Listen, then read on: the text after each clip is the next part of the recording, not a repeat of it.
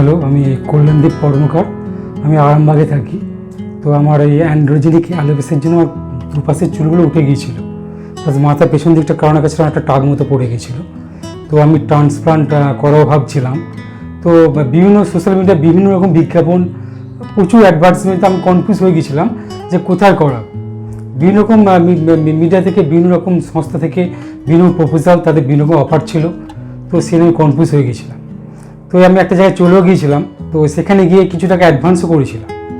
করার পর তাদের হাবভাব, তাদের যিনি ম্যানেজমেন্টে ছিলেন, তাদের হাবভাব দেখে বুঝলাম যে পুরো ফেক পার্সন। অ্যাকচুয়ালি জ্যোতিষ করি, তো মানুষকে দেখি একটা আইডিয়া দেখি যে কারা রিয়েল কারা ফলস, একটা দেখেই বোঝা যায়।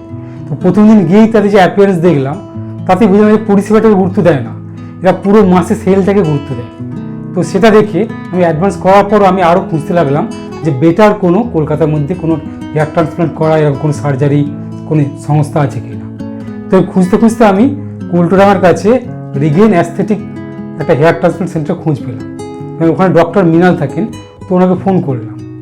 তো ন্যাচারালি ওনার সাথে কথা বলে বুঝলাম ন্যাচারালি অন্য যে শুধু ইনস্টিটিউট আছে সেখানে যারা ফোন ধরে, আপনারা জানবেন, মানে আপনারা নিজেরা ফোন করে দেখবেন, যিনি ফোন ধরছেন তার কোনো আইডিয়া নেই যে ট্রান্সপ্লান্ট সম্বন্ধে, মানে হেয়ার সম্বন্ধে কোনো আইডিয়া নেই।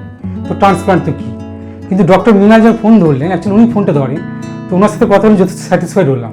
ওনার সাথে কথা বলে বুঝলাম যে উনি যেহেতু ডক্টর, উনি অ্যাজ অ্যাসিস্ট্যান্ট, কিন্তু তা সত্ত্বেও ওনার যে নলেজ, পেশেন্টের যে প্রবলেম সেটা কি উনি সলভ করবেন বা রিকভার করবেন। তো সেটা দেখে যে বুঝলাম যে এইটা যথেষ্ট ট্রাস্টেবল। তো আমি এলাম। তো ডক্টর মৃণালের সাথে কথা বললাম, উনি অ্যাসিস্ট্যান্ট।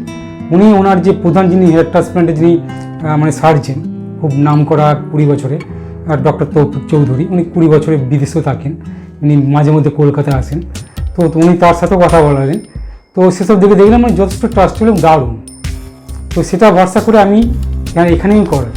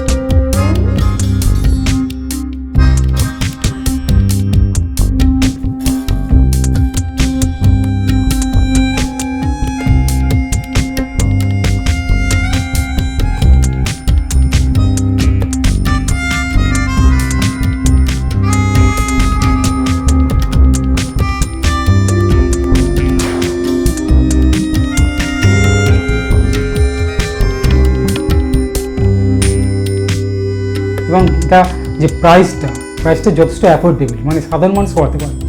যে এমন নয় যে পরিষেবা ভালো, প্রাইস খুব হাই, সাধারণ মানুষ যেতে পারবে না, সেরকম নয়।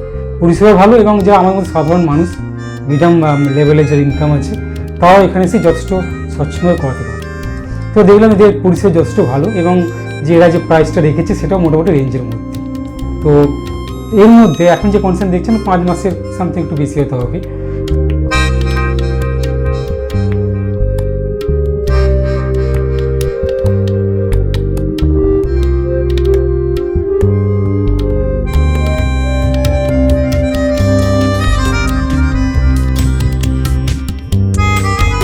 তো আমার দুপাশের চুলগুলো অনেকটা গ্রো করে গেছে, প্লাস ক্রাউনের কাছে অনেক চুল এসে গেছে।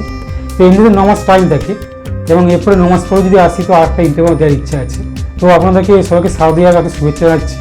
তো শারদীয়ার শুভেচ্ছা এটাই বলবো যে আপনারা যদি হেয়ার ট্রান্সপ্লান্ট করাতে চান তো নির্ভয় এবং বিশ্বাস রেখে আমার কথা শুনে আপনারা কুলটোডাঙ্গার কাছে রিগেন অ্যাস্থেটিক ক্লিনিক আছে, সেখানে আপনারা যোগাযোগ করুন এবং পরিষেবা যথেষ্ট ভালো। আপনারা পয়সা একটা স্বাচ্ছন্দ্যে, মানে মডারেট একটা পয়সা লাগবে, অ্যাফোর্ড করতে পারবেন এবং ভালো রেজাল্ট আপনারা নিঃসন্দেহে পাবেন। সেটা তো আমাকে দেখেই আপনারা বুঝতে পারছেন।